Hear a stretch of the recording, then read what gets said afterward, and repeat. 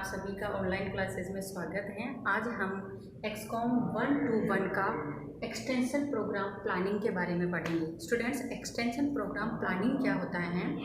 Extension मतलब कि आपका प्रसार से संबंधित जो भी एग्रीकल्चर एक्टिविटीज़ हैं, जो भी टेक्नोलॉजीज़ हैं, उनसे संबंधित जो भी हमें प्रोग्राम बनाना है, किसानों तक वो जानकारी पहुंचानी है, तो एक्सटेंशन प्रोग्राम प्लानिंग बना के और उसके थ्रू हमें किसानों तक वो जानकारी पहुंचानी पड़ेगी।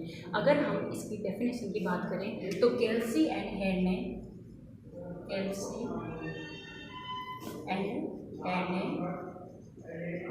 डेफिनेशन दी है एक्सटेंशन प्रोग्राम प्लानिंग की कि extension programme planning is a statement of situation, objectives, problem and solution. सीधी सी भाषा में हम बात करें तो एक्सटेंशन प्रोग्राम प्लानिंग क्या है? एक स्टेटमेंट है situation, objective, problems and solution का, कि हमें सबसे पहले किसान की सिचुएशन देखनी पड़ेगी, फिर उसके आधार पे हमें एक ऑब्जेक्टिव फॉर्मुलेट करना पड़ेगा, फिर हमें उनकी जो प्रॉब्लम है उनके बारे में डिटेल में जानकारी लेनी है और उसका सॉल्यूशन उनके तक पहुंचाना है। तो ये क्या है? Extension programme planning. Extension programme planning की हम स्टेप्स की बात करें तो हम शॉर्ट फॉर्म में उसको याद रखने के लिए केडर के नाम से याद रख सकते हैं। केडर 7 स्टेप्स हैं ये केडर के नाम से, जो कि एक्सटेंशन प्रोग्राम प्लानिंग के अंतर्गत आती हैं। केडर की C for collection of facts,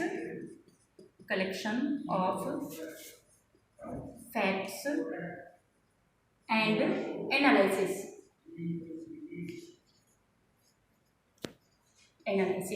C4 हो गया है collection of facts and analysis. ये केडर सिर्फ याद रखने के लिए है, एग्जाम में लिखने के लिए नहीं है। एग्जाम में लिखने के लिए ये फुल फॉर्म है। तो C4 हो गया है collection of facts and analysis. Then second है आपका आइडेंटिफिकेशन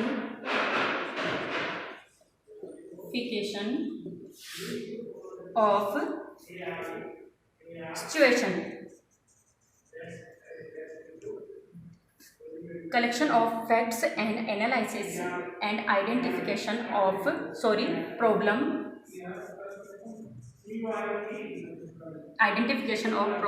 then थर्ड होगा आपका determination of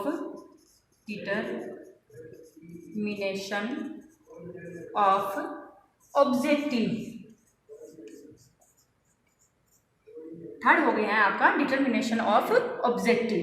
then fourth step है आपकी डेवलपिंग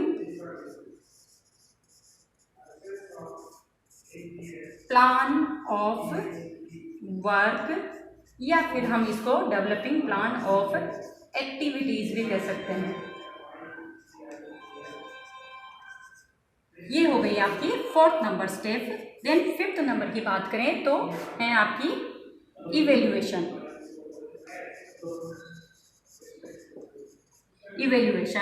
देन 6 है आपकी रिकंसिडरेशन।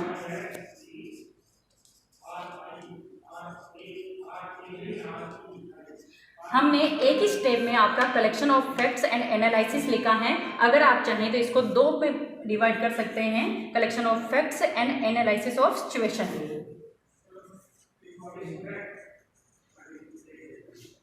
ठीक है, तो आपकी पहली स्टेप हो गई collection of facts, then second हो गई analysis of situation, then third है आपकी आइडेंटिफिकेशन ऑफ प्रॉब्लम, फोर्थ है डिटर्मिनेशन ऑफ ऑब्जेक्टिव, 5 है आपकी developing plan of work, then 6 है इवेल्युएशन और लास्ट 7 इज रिकंसिडरेशन। अब हम अगर ये सारी स्टेप्स की बात करें तो सबसे पहले एक्सटेंशन प्रोग्राम प्लानिंग करने के लिए हमें किस तरह से स्टेप बाय स्टेप चलना पड़ेगा। स्टेप्स पूछा है मीन्स कि ना ये पहले आ सकता है और ना ये बाद में आ सकता है।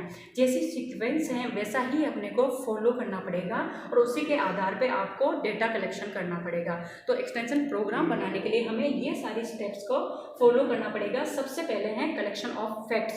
तो हम क्या करेंगे, सबसे पहले एक एक्सटेंशन पर्सनल क्या करेगा कि फैक्ट्स कलेक्ट करेगा रूरल सिचुएशन का, जो किसान हैं जिसके फील्ड का या जिसके होम या जिसके जो फार्म के से रिलेटेड एक्टिविटीज़ के हम प्रोग्राम प्लानिंग करने जा रहे हैं, उसका फैक्ट्स कलेक्ट करेगा। फैक्ट्स की उस किसान की प्रॉब्लम क्या है, क्या उसके कोई क्रॉप डिजीज़ की प्रॉब्लम है, या कैटल रेयरिंग से संबंधित प्रॉब्लम है, फोडर से संबंधित प्रॉब्लम है, या होम इक्विपमेंट से रिलेटेड है, या फिर फार्म इक्विपमेंट से रिलेटेड प्रॉब्लम है। तो प्रॉब्लम्स को हम सबसे पहले उसका डेटा कलेक्ट करेंगे, इसलिए कहा कि कलेक्शन ऑफ फैक्ट्स, मतलब कि हमें जानकारी कलेक्ट करनी है। जब हम जानकारी कलेक्ट करेंगे तो हमारे पास वाइड रूप में जानकारी का कलेक्शन होगा कि कुछ किसान कहेंगे कि हमें डिजीज़ के क्रॉप डिजीज़ के बारे में जानकारी दीजिए, कुछ कहेंगे कि हमें कैटल रेयरिंग के बारे में जानकारी दीजिए, कुछ कहेंगे हमें पैकेज ऑफ प्रैक्टिसेस के बारे में जानकारी देंगे।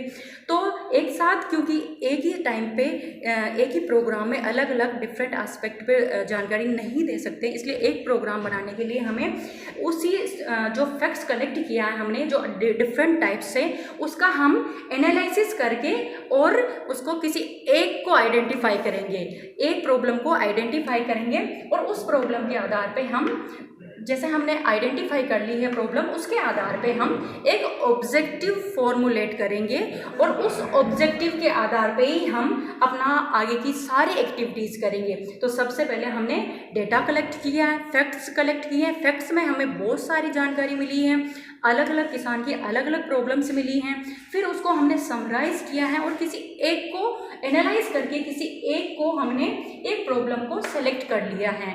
जैसे कि हमने किसान की जो मेजर प्रॉब्लम है, अगर उनके किसी क्रॉप में कोई डिजीज़ लगी हुई है, जो कि मेजॉरिटी ऑफ किसान का आंसर है ये कि हमें इस डिजीज़ का निराकरण के लिए, इस बीमारी के निराकरण के लिए हमें जानकारी दीजिए, तो हमने उसको सेलेक्ट कर लिया और उसका ऑब्जेक्टिव बना लिया कि हम फला क्रॉप के फला बीमारी पे किसानों को जानकारी देंगे।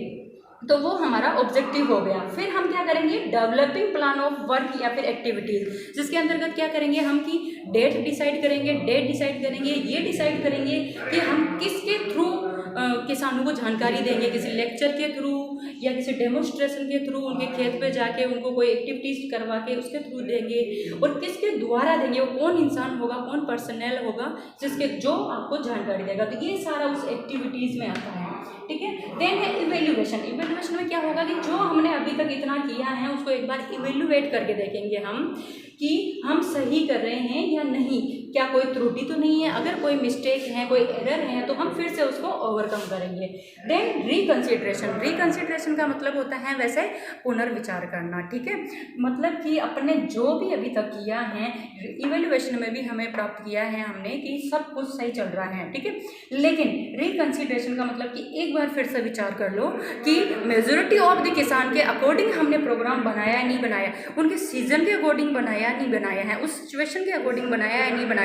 अगर किसान ने कह दिया है कि जैसे कि समर क्रॉप, जो भी आपकी खरीफ क्रॉप है उसके बारे में जानकारी चाहिए, और वो रबी सीजन के टाइम में उसकी जानकारी चाह रहा है, तो उसके लिए वो यूज़फुल नहीं है, क्योंकि जब रबी सीजन चल रहा है तो उसको रबी क्रॉप पे ही हम जानकारी देंगे, तो उसके लिए ज़्यादा यूज़फुल है। तो ये सारी चीज़ें हम इसमें देखेंगे रिकंसिडरेशन में। अगर उसके अकॉर्डिंग प्रोग्राम नहीं है तो रिकंसिडरेशन का मतलब है कि उस दौरान हम रिकंसिडरेशन के दौरान पूरा प्रोग्राम को चेकआउट करेंगे, अगर उसके अकॉर्डिंग नहीं है तो फिर से हम पहले स्टेप में आएंगे और फिर से उनका डेटा कलेक्ट करेंगे और फिर से उनको इवेल्युएट करके एग्जीक्यूट करेंगे। Thank you so much. उम्मीद करती हूँ कि आप सबको समझ आया होगा। ये सारे जितने भी टॉपिक्स हम पढ़ा रहे हैं आपको ऑनलाइन क्लासेस में, इन सब का PDF भी आपके ग्रुप पे हमने प्रोवाइड करवा दिया। आप लोग डिटेल में पढ़ने के लिए अपने ग्रुप से PDF डाउनलोड करके और आप डिटेल में पढ़ सकते हैं, नोट्स बना सकते हैं। Thank you so much.